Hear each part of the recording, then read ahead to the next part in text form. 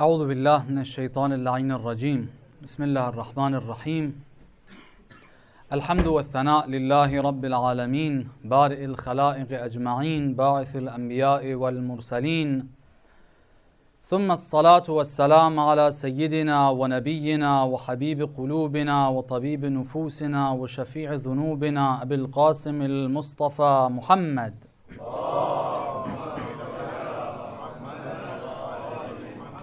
وعلى أهل بيته الطيبين الطاهرين المعصومين المكرمين المنتجبين، لا سيما بقية الله في الأراضين، روحي وأرواح العالمين لتراب مقدمه الفداء، ولعنة الله على أعدائهم أجمعين إلى قيام يوم الدين. For the hastening and the return of our Imam, please recite the salawat.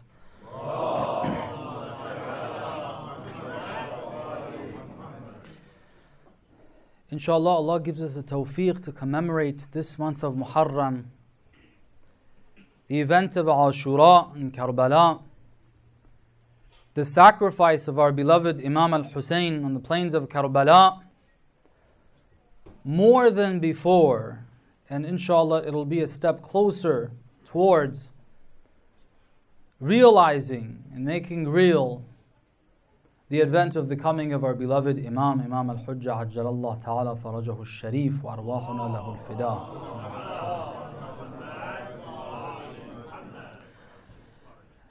And we hope that this session is considered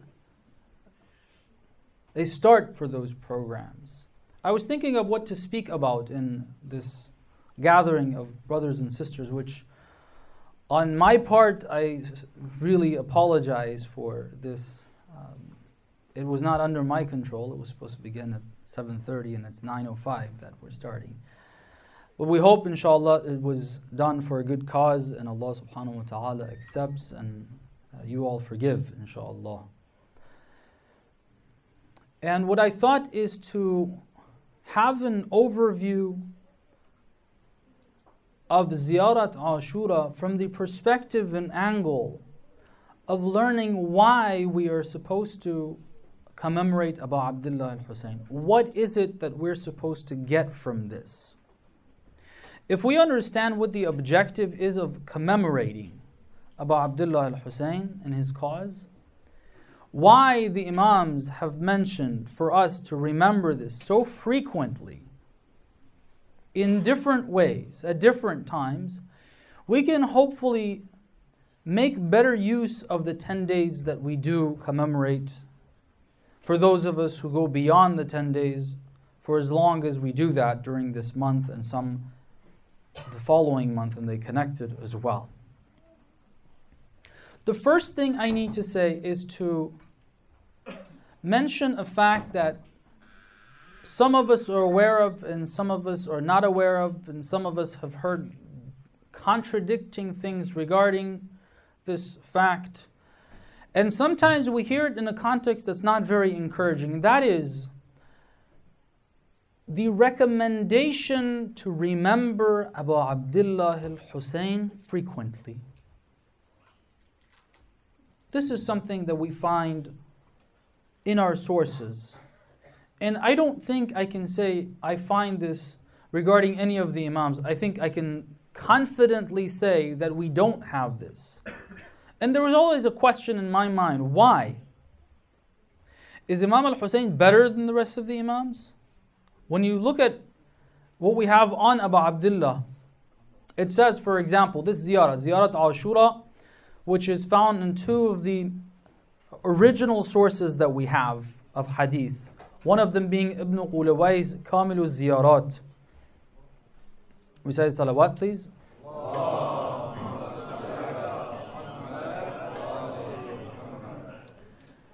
Whether you look at that or you look at Misbah al-Mutahajjid of Shaykh al-Tusi, you find this hadith from Imam al-Sadiq that tells us about Ziyarat Ashura says that this Ziyarat, although it was initially introduced to the transmitter, to the person who's narrating this to us, in the context of his question related to visiting Abu Abdullah on the day of Ashura. And that's why we call it Ziyarat Ashura. although that's what the question was about, the Imam tells him that you should perform this ziyarah every day of the year. So every day of the year we're supposed to be remembering who? Abu Abdullah al-Husayn, salamullah alayhi, with this ziyarah. Perform it. Try your best to do it. It has effects that can't really be described, and you might not be able to pick them up soon after you start this. Some things show their effects a bit later. It takes time. And sometimes it's subtle. You don't notice it. Later on you look back and you realize, oh, this started since the time I began this practice of reciting Ziyarat Ashura on a daily basis. So every day of the year we're supposed to remember Abu Abdullah al-Husayn. Every Thursday night, special night of ziyarah of who? Abu Abdullah al-Husayn. 15th of Sha'ban, the birth of the Imam of our time, Ajjalallah Ta'ala Farajahu Sharif. Who do you remember? Where do you go? You don't go to Samirra, you go to Karbala. Remember Abu Abdullah al-Husayn. Every Eid, the nights of Qadr. The nights of Qadr. What's one of the a'mal that you repeat on all three nights? Ziyarah of Abu Abdullah al-Husayn.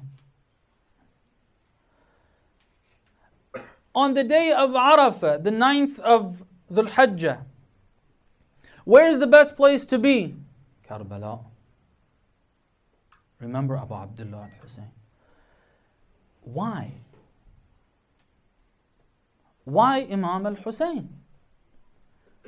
The first Imam, according to the ahadith, according to Imam al-Husayn, according to the rest of the AhlulBayt, the first of the A'imah is Amirul Mu'mineen. He's the link between the Prophet and the rest of the Imams. Amirul Mu'mineen is a special Imam. He's one of the Imams, but he's special. We don't have this about him. Imam al-Mujtaba, the second Imam, is he any less than Imam al-Husayn? Of course not. Clearly not. But we don't have this about Imam al-Mujtaba. We have this about Imam al-Husayn. Why? There are things that I want to use Ziyarat Ashura to learn why. There's very important reasons why. Sometimes people ask this question. Let me put in another twist to this. And I think it's important for us to have an understanding of this. I've been questioned multiple times, I believe, by people. When it gets close to an Eid, when it's the night of an Eid, and it's Thursday night, we have a program in Qum. There's dua comment, people get together. And one of the things we do is we remember Abu Abdullah, we recite some of the masa'ib, we shed tears, we try to cry. So sometimes when it's close to, the next day is an Eid, it's the birth of an Imam. So the night of the birth of an Imam, we want to cry for who? For Abu Abdullah al-Husayn. People ask, why?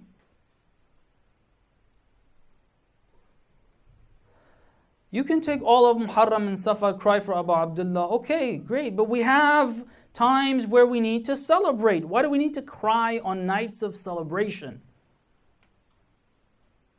Is it right? Aren't we supposed to have happy times as well? Yes, we're supposed to have happy times. We're supposed to celebrate. But as part of your celebration, it is said, remember Imam al-Husayn and cry. You can't remember Imam al-Husayn and not cry. You can't. How are you going to remember Abu Abdullah and not cry?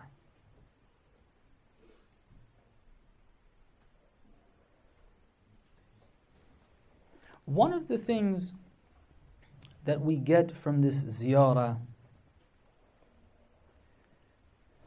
one of the points that we find introduced in this ziyarah is itself this feeling of grief and sorrow with regards to Abu Abdullah al-Husayn.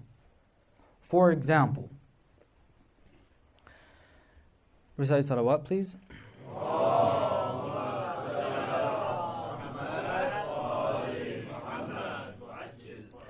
Well, for some, even just beginning that ziyarah, Assalamu alayka ya Aba Abdullah, means tears.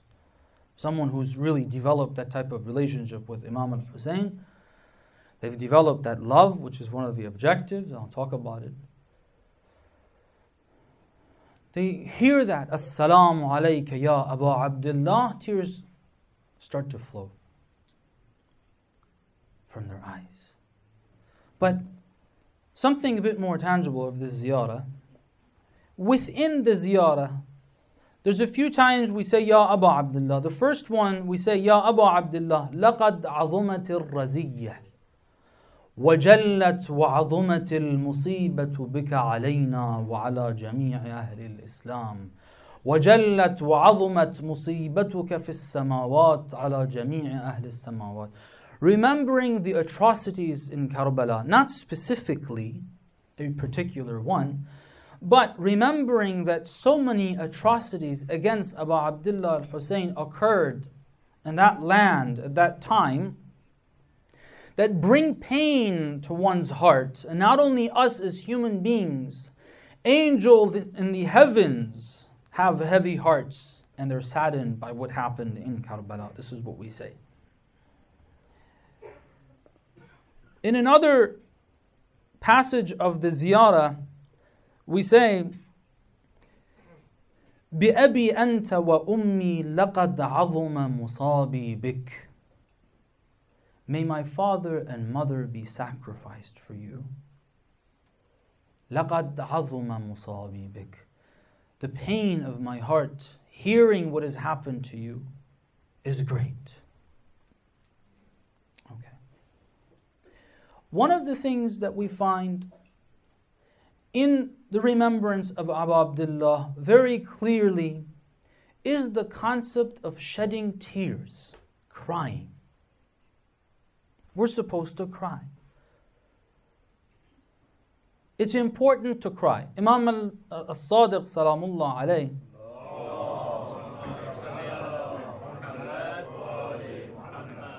whenever there was a poet around that could describe the scenes of Karbala on the day of Ashura, he would set up a session. He would put up a curtain, ask the women to come. And he would have that poet describe the scenes in poetry. And he would cry, he would have the women hearing it cry. They created the culture. The AhlulBayt created this culture. This is not something that is recent, as opposed to some of the other forms of mourning for Abu Abdullah al-Hussein, some of which are correct and some of which need to be corrected. But crying and shedding tears is something that is developed, the culture, by the AhlulBayt themselves, by the Imams themselves. Let me take this time and mention this. For those of us who have that talent and ability to use language or other means of conveying the message of Abu Abdullah al-Hussein in a way that it brings tears to people's eyes, okay, with that focus. It is an art to be able to do that. Having the art of describing the scene in an eloquent language, in a poetic language, is itself an art. But being able to do that in a way that brings tears to people's eyes is a different talent. It's a different art. Sometimes the poetry that is seen, which I hope it increases, we need a lot of it in the English language. The poetry that is seen lacks the depth that is required. And it reflects the understanding. Poetry always reflects the understanding of the poet. If the poet has a deep understanding of the AhlulBayt, of the movement of Abu Abdullah al-Hussein, of the causes of what the Imam was trying to get, that is going to reflect in his poetry. If that's not there, then there's no depth for it to reflect. There needs to be a lot of studies. Some of the poets that came up with some of the best poetry about Abu Abdullah al-Hussein, whether it's in Arabic, in Farsi, in Urdu, have done a lot of reading. They've studied, they've understood, taken in, and then mentioned that in poetic language. The AhlulBayt focused on this. There was a lot of emphasis on it. We need to develop that culture in English. It's very important. Everybody needs to do it. Sometimes I hear people saying, oh, you know, the nohas that are there, it's Arabic or it's Farsi or it's Urdu in English wording. Well, if you have an alternative, please, by all means, go ahead. But don't stop what's going on. Okay. Everybody should give whatever they have. Don't stop anything. Let it come. Okay. Eventually, those who have the talent that are more indigenous in these countries are going to be able to present that information in a language that is more similar and more understandable by the locals in these regions. But it needs to start somewhere. The idea of crying and shedding tears, why? One of the things that the AhlulBayt are trying to accomplish with this is purifying the soul. One of the objectives of Islam, isn't it that? Purifying the soul. The Imams are Imams to be able to guide the souls of mankind towards prosperity. Purifying them from the evils of their actions. This is one of the things that the AhlulBayt are all about. أئمة يهدون بالحق, or بأمرنا sometimes. Some of the verses have. If the souls of the people are supposed to be guided in the right direction, the story of Karbala and it bringing tears to one's eyes because of the pain that one's heart feels, and feeling grief towards the Imam and the sacrifice that he made for Allah subhanahu wa ta'ala, this purifies the soul. This is very important for all of us, brothers and sisters. Especially, what I mean by all of us is all believers, regardless of where they live. But especially for us living out here, it's extremely important. Every day, as soon as we leave our house, sometimes in our homes, there are evils. There's filth, there's corruption surrounding us. There needs to be something that purifies that soul. Tears purify it. Crying for Imam al-Hussein purify one's soul. It is said, anyone going for the ziyarah of Abu Abdullah al-Hussein, anyone shedding tears for Abu Abdullah al-Hussein, even if they didn't even think of the sins they've committed and to try to repent, try to ask God for forgiveness. They don't even ask God for forgiveness. As soon as those tears come, your sins are forgiven. This is one very, very important dimension of remembering Abu Abdullah al-Hussein. If the Imam's movement ultimately is trying to help the souls of mankind move towards prosperity, which involves the purification of the soul from the impurities, from the evils, from the wrongs, from the corruptions, then this platform that has been created that causes the tears to be shed, which purifies the soul, is one of the objectives of us remembering. We're not talking about the objectives of the move of Abu Abdullah al-Hussein. He didn't make that move so that we cry. Okay. The remembrance of Abu Abdullah al-Hussein, the commemoration, one of the important objectives of it is crying for Abu Abdullah al-Hussein because of the effect that it has. Ulama made sure they have this type of connection with Imam al-Hussein. I've seen many of the ulama, but one of the clips you might be able to find online. Ayatollah Bahjat used to have weekly sessions every Friday in his masjid. He would invite speakers. They would come every Friday morning. And there had to be the musibah of Abu Abdullah al-Husayn mentioned. Imam Khomeini similarly, you have that clip, maybe you can find it online, where when that man started, Assalamu alayka ya Abu Abdullah al-Husayn, you see the shoulders of Imam al-Husayn, he's got, Imam Khomeini, he's got his face covered with a cloth that he wipes his tears with, but you can see his shoulders moving, crying, shedding tears. Try to make that part of your at least weekly schedule. At least weekly schedule. The least is Thursday nights that we have in our ahadith. So that's one very important objective. The second thing that we find in this ziyarah that we're constantly supposed to be repeating is an interesting line that I've been thinking about it for a while. And every time we read it, it brings or it causes me to rethink this. Recite a salawat, please.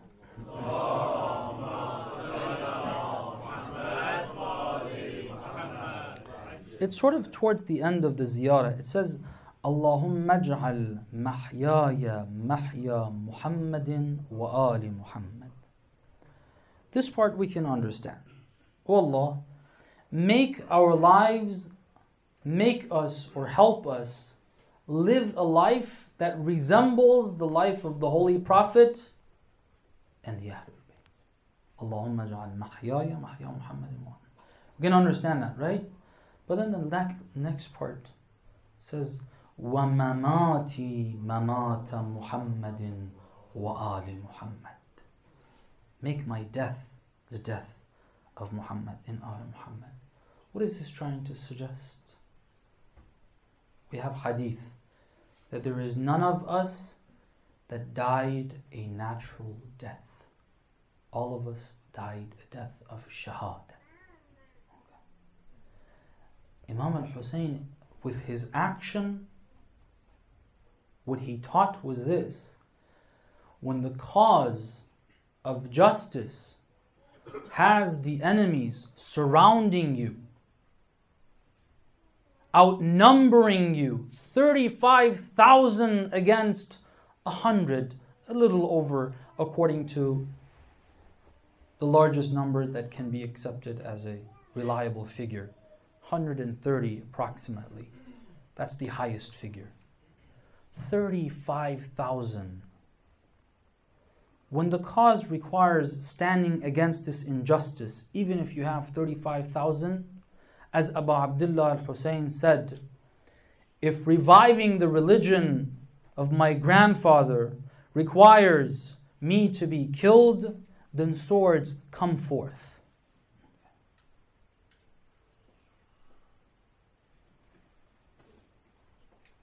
This is the school of thought of Abu Abdullah.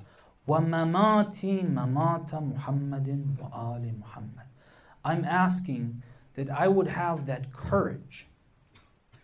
A lot of people didn't have that courage. That's the problem that Imam al-Husayn had. You know, if people in Kufa had the courage to stand, and they would have had this type of culture, where even if it leads to their death, they would have stood with Imam al-Husayn, what you saw in Karbala wouldn't have even happened. Things would have been very different. But people, out of the fear of losing their lives, didn't stand with Imam al-Husayn. This is the culture that needs to develop. The love of shahada. Allahumma ij'al mahyaya mahya Muhammadin wa ali Muhammad wa mamati mamata Muhammadin wa ali Muhammad. Over time, when one reads this, when they remember Abu Abdullah al-Husayn, they beat their chests, beautiful poetry. What starts to develop in them is that if the companions of Abu Abdullah al-Husayn were willing to stand in front of him and with their bodies take the spears and arrows so that it does not harm the Imam, you start to develop the liking that you have that courage as well. Wanting that. Wanting to be like that individual who turns back and faces the Imam in his last moments after taking 13 arrows with his body. When the Imam was praying, he looked at the Imam and he said, "Afaradit, are you pleased with me?" Develops the liking and the love in one to have the Imam of our time at the moment of death and to be able to look at him and say, "Are you pleased with me? Did I fulfill my responsibility towards you?" This type of culture needs to be created in us. This is the second thing that we find in this. Lastly, it says, now it's found in many instances, I don't know which one of them to mention. We'll start with this. We say,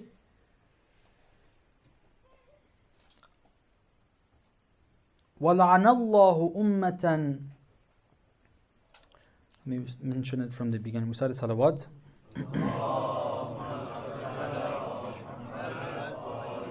فَلَعَنَ اللَّهُ أُمَّةً أَسَّسَتْ أَسَاسَ الظُّلْمِ وَالْجَوْرِ عَلَيْكُمْ أَهْلَ الْبَيْتِ وَلَعَنَ اللَّهُ أُمَّةً دَفَعَتْكُمْ عَنْ مَقَامِكُمْ وَأَزَالَتْكُمْ عَنْ مَرَاتِبِكُمُ الَّتِي رَتَّبَكُمُ اللَّهُ فِيهَا وَلَعَنَ اللَّهُ أُمَّةً قَتَلَتْكُمْ.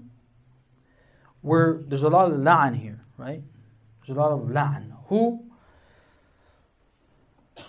أُمَّةً أَسَّسَتْ أَسَاسَ الظُّلْمِ وَالْجَوْرِ عَلَيْكُمْ. The people that established this dhulm, this oppression against the AhlulBayt. And it says, وَلَعَنَ اللَّهُ أُمَّةً دَفَعَتْكُمْ عَنْ مَقَامِكُمْ. May Allah curse the people that kept you away from the position that you should have had. Alright?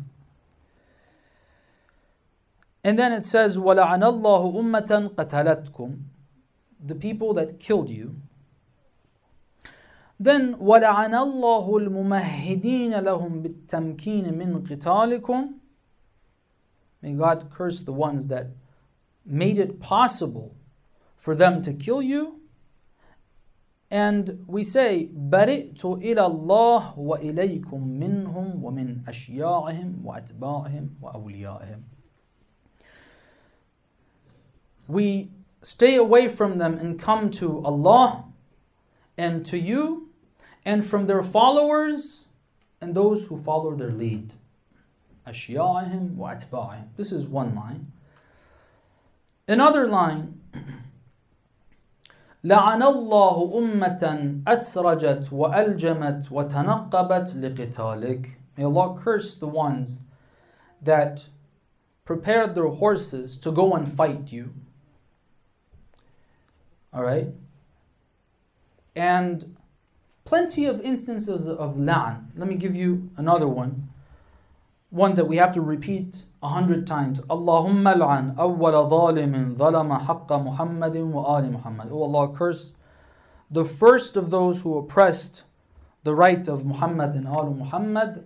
Wa akhira tabi'in lahu ala dhalik. And anyone else that follows that path. Allahumma al'an al-isabata allati jahadat al-Husayn wa shaya'at wa bay'at wa tabi'at ala qatlah. Allahumma al'anhum jami'a. One question is about all this la'an. Okay, so why do we do all this la'an? Some people have an issue with that. Okay. What is all this la'an about? Curse. God curse this, curse that. Curse these people, curse those people. What's this all about? Is it a good idea to curse people? Well, it depends.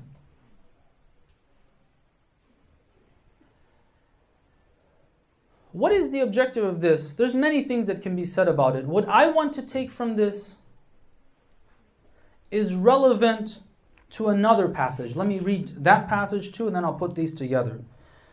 After saying one of those la'ans, we said, وَلَعَنَ اللَّهُ أُمَّةً أَسْرَجَتْ وَأَلْجَمَتْ وَتَنَقَّبَتْ لِقِتَالِكَ. We say, بِأَبِي أَنْتَ وَأُمِّي لَقَدْ عَظُمَ مُصَابِي بِكَ فأسأل الله الذي أكرم مقامك وأكرمني بك أن يرزقني طلب ثارك مع إمام منصور من أهل بيت محمد صلى الله عليه وآله.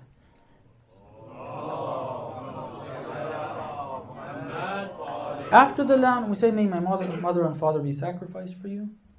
And we say, we ask God to make us one of the ones that أن يرزقني طلب ثارك, that we avenge your blood مع إمام منصور, with an imam that is helped by Allah, منصور من أهل بيت محمد صلى الله عليه وآله. You know what all this la'an is about? This la'an is to make sure we all have the feeling that the enemies of Islam, I'll word it like this for now, I'll just call it enemies of Islam. The enemies of Islam, we are not going to remain silent towards them and against them. When you constantly say la'an towards the enemies of Islam, how are you going to feel about them? You're going to be taking action. Otherwise, what's all that la'an about? And that's why we say, and make us one of those that is going to avenge the blood of Abu Abdullah al-Hussein. But you know the issue, brothers and sisters, the problem we have, that we don't understand, I don't think we develop the culture that the AhlulBayt wanted us to develop with this ziyarah, is because we misunderstand the concept of enemy. We do all this la'an. Who's the enemy? Don't mention, please. I know some of the names that are going to come up. I don't want you to mention any names right now. Okay. Who are the enemies? You mention first, one person, a couple people, first, second, whatever, however you would like to refer to individuals. Then you mention maybe Muawiyah, maybe you mention Yazid. These are enemies. La'an is. And then when they say, بَرِئْتُ إِلَى اللَّهِ وَإِلَيْكُمْ مِنْهُمْ وَمِنْ أَشْيَاعِهِمْ وَأَتْبَاعِهِمْ, some people misinterpret that by saying, oh, it's the followers of those individuals, which translates to, unfortunately, according to some, God forbid, to Ahlul Sunnah of today. أشياعهم أتباعهم. Who's أشياعهم أتباعهم? Who are the followers of those people who, أول ظالم, the first of the ظالمين of the Ahlul Bayt? Who are they? They say, oh, the followers are Ahlul Sunnah. That's Ashya, that's what that means. No. That's not what that means. Ashya'ihim, in animosity towards the Ahlul Bayt and the cause of the Ahlul Bayt. That's what that means.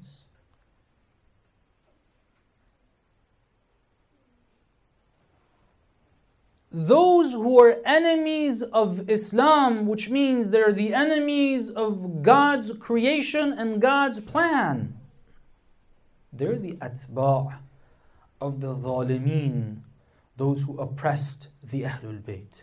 Not some ignorant person, ignorant from this perspective, someone who doesn't have the information of what happened at that time in history. Now that's something that can be focused on some other time and why they're not included. What I want to focus on is this. What this means is that you're doing that la'an against the enemies of Islam today. The culture that Imam al-Hussein is trying to create with this ziyarah isn't just to cry, that's there for that reason which I mentioned. Isn't just to create the culture that you would be willing to sacrifice. If the enemies of Islam want you to remain silent and they threaten you, you don't fear death. You stand and say, I'm not afraid of that. I'm going to continue.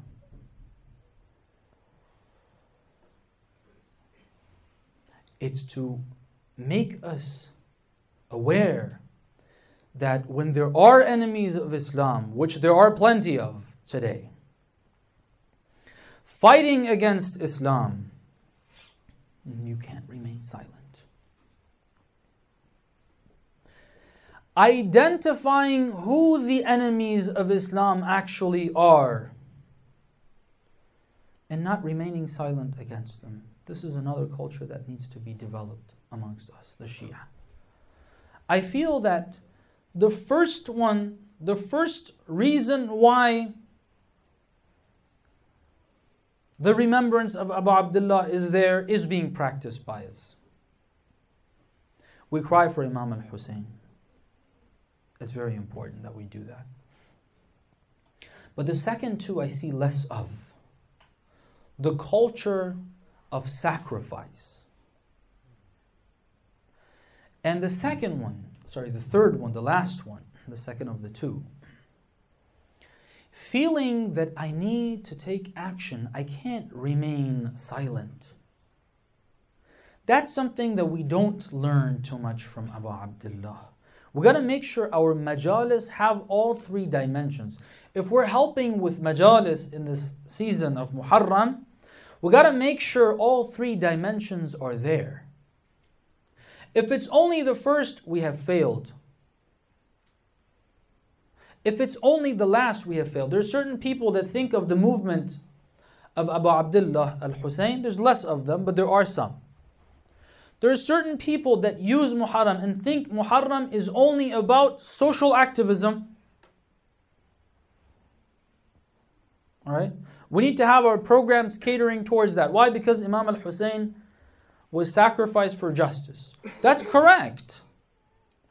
But Abu Abdullah al-Hussein wants these three together. And there's a reason for it. You know why?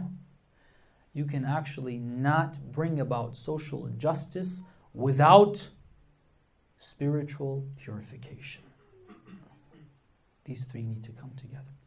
The only way, if you want to remove injustice from society, you need to start here. Spiritual purification. Spiritual purification, then leading to the second and the third objectives. We can't have either of these two programs. One that misses the first or one that misses the last. We have more of the second type. Majalis that talk about Abu Abdullah al-Hussein, but it's only about shedding tears for Abu Abdullah al-Hussein. God forbid. Sometimes not only does it only do that and just neglect the last one, it even encourages remaining silent.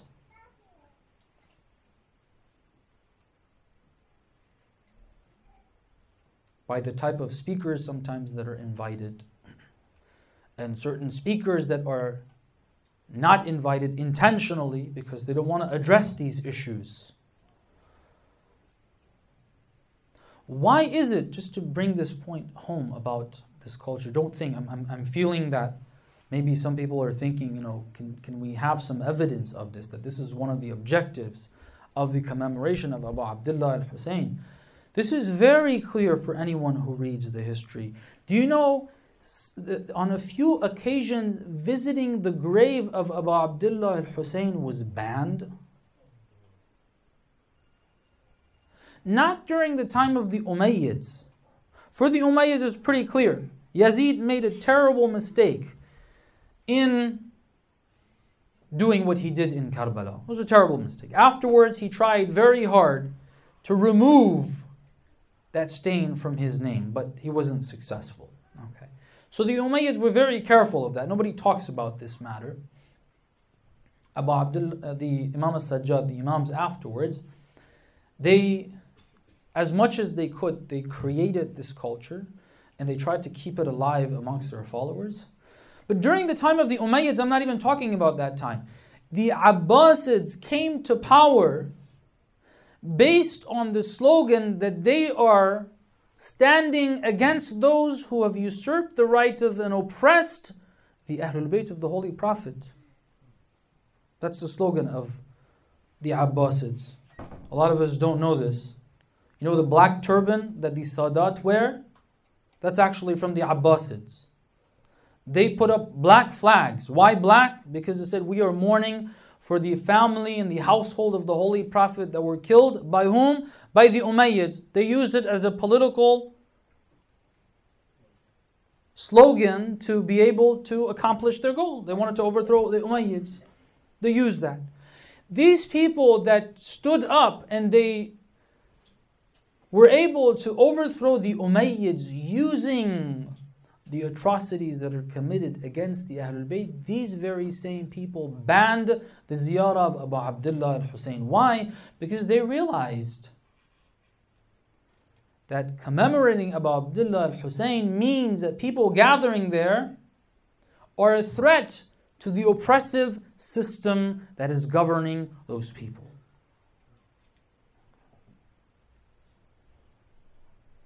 Throughout history, on multiple occasions, commemoration for Abu Abdullah al-Hussein was banned.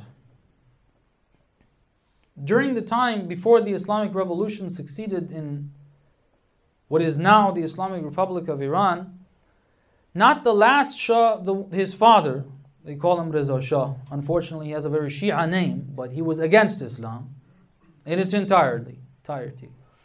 He banned hijab, that's one of the things he banned. One of the other things he banned was commemorating Ashura. It was banned. People were not allowed to do it. Because they realized the threats. And they were right. It was in Muharram, in Safar, that people started to rise against the tyranny that was going on. It's the culture that Abu Abdullah al-Hussein teaches us.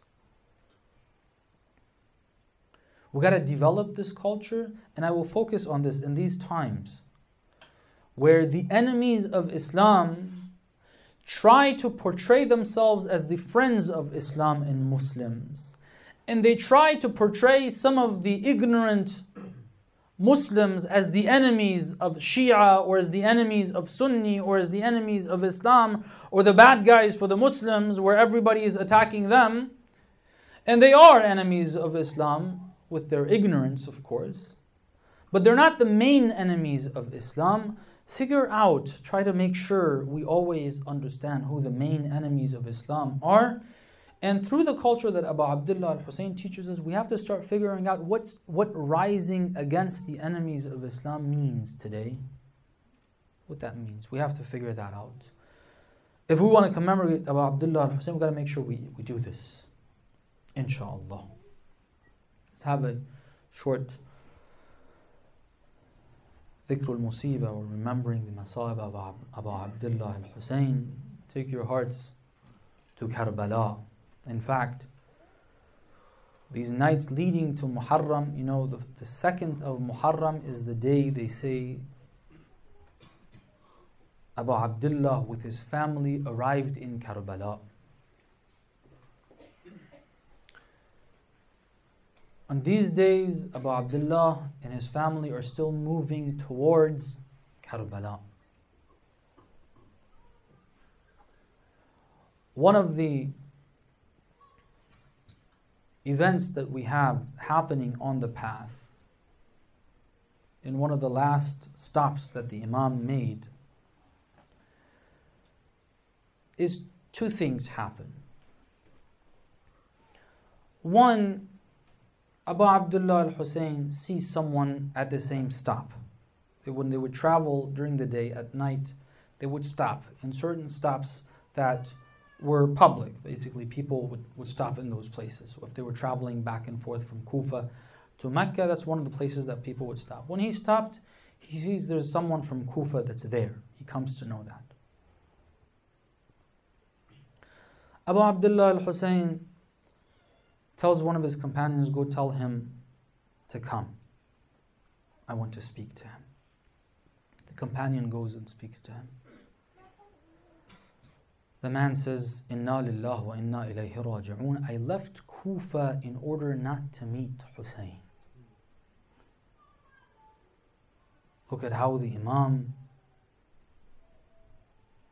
on one hand, is trying to save this man, and he's rejecting it. This is one dimension to look at. The other dimension to look at is see how Abu Abdullah al-Husayn salamullah alayh is begging for people to join him and people are not coming. The man comes back to Imam al-Husayn, he tells him this is the response. Abu Abdullah doesn't give up. He goes to the man himself. He goes to the man himself, tells him, join me. He says, no, I came out here to avoid you and I'm not going to join you. Abu Abdullah said, then leave. If you're not going to join me, whoever hears my call on that day and does not join me will receive punishment from the Lord. Leave. Leave this region. This is one of the things that happens. The second thing that happens says that Abu Abdullah al-Husayn is very tired these days. He's traveling and he's put his head down for moments and he fell asleep and he had a dream. When he woke up, he said, Inna lillah wa inna ilayhi raji'un. La ilaha illallah. The story says Ali ibn al-Husayn, the son of the Imam, was there. He hears his father saying, Inna lillah wa inna ilayhi raji'un. La ilaha illallah. La ilaha illallah. He repeats those lines. Then he says, Father, why did you say that? He said, I had a dream. I had a dream that a caravan were moving and they were hearing a call that death is following you. And I realized that that caravan is us and what our destination is. We're moving towards nothing but shahada. The response of Ali ibn al-Husayn is very important. It goes back to the second point that I was saying in this culture that needs to be developed. Ali ibn al-Husayn refers to his father and he says, O father, أَوَلَسْنَا عَلَى الْحَقِّ? Are we not on the right path? Isn't it that what we're doing is the right thing? He says, yes. He says, then there's no worry. Let it come. There's no worry for death. There's no fear of it. Let it come. And Imam al-Husayn makes dua for him. As-salamu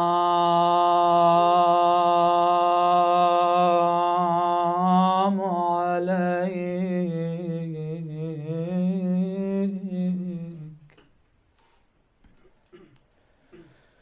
ya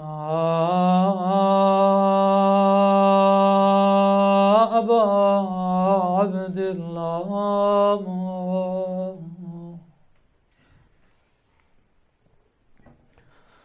السلام عليك يا مظلوم.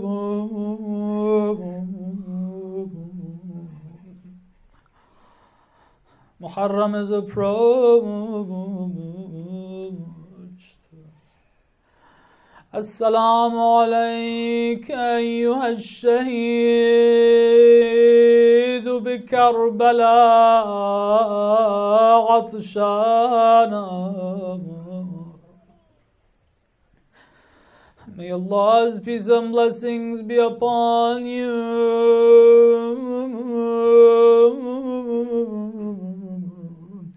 My beloved Imam al-Husayn.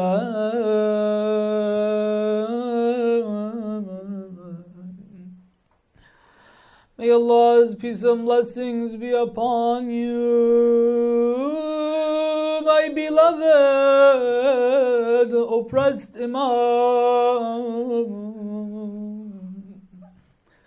the Imam that was slaughtered by the shores of the Euphrates, while his mouth was dry of thirst.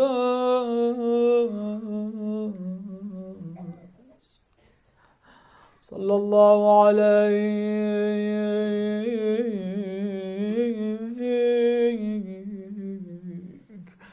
Ya Aba Abdullah,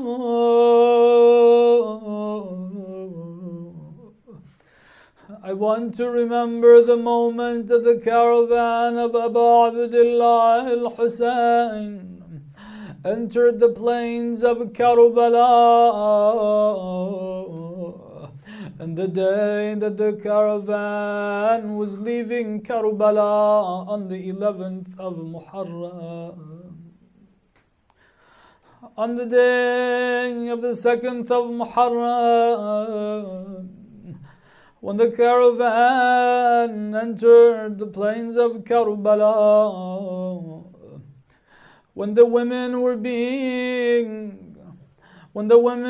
coming off their camels, when the lady Zainab was coming off her camel, she had maharim around. She had Abu al-Fadl al-Abbas around.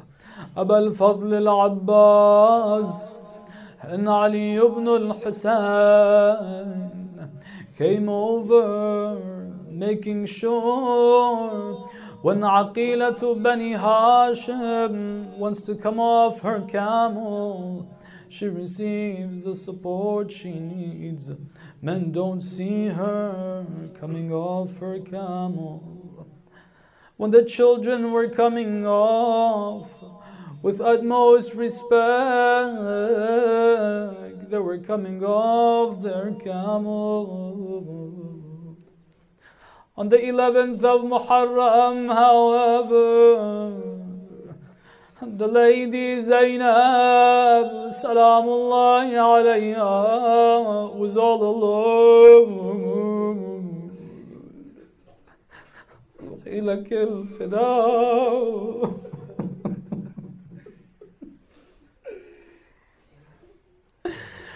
She had to put the children on the bare camels single-handedly. Maybe the enemy was lashing her sometimes. Hurry up, we need to leave. There's no one to help her. When she wants to get on the camel herself, she probably remembers the first day they came. Where are you, my brother Abbas? Where are you, my nephew Ali ibn al-Husayn? The only thing she sees while getting on that camel is the mutilated body of her brother. Sallallahu alaykum